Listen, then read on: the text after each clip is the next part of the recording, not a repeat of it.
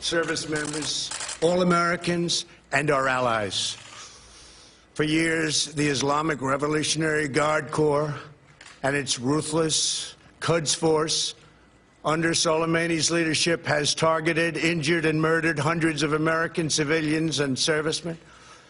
The recent attacks on U.S. targets in Iraq, including rocket strikes that killed an American and injured 4 American servicemen very badly, as well as a violent assault on our embassy in Baghdad, were carried out at the direction of Soleimani. Soleimani made the death of innocent people his sick passion, contributing to terrorist plots as far away as New Delhi and London. Today we remember and honor the victims of Soleimani's many atrocities, and we take comfort in knowing that his reign of terror is over.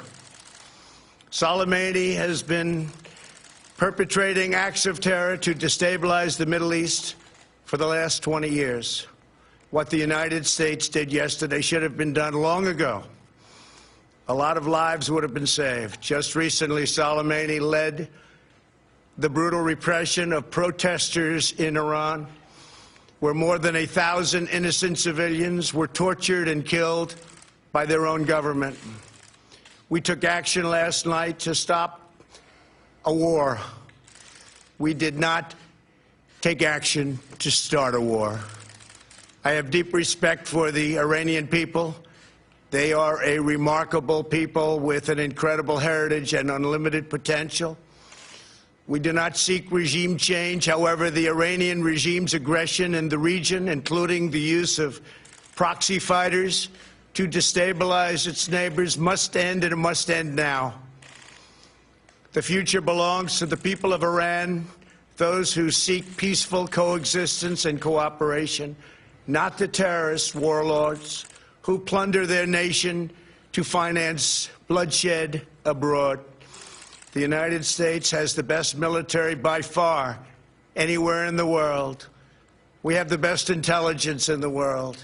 If Americans anywhere are threatened, we have all of those targets already fully identified, and I am ready and prepared to take whatever action is necessary.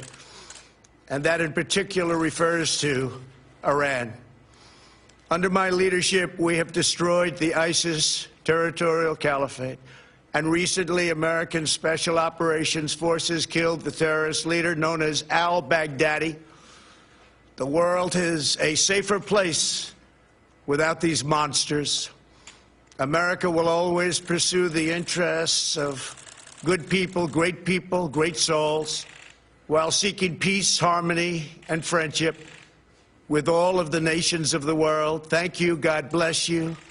God bless our great military, and God bless the United States of America. Thank you very much. Thank you.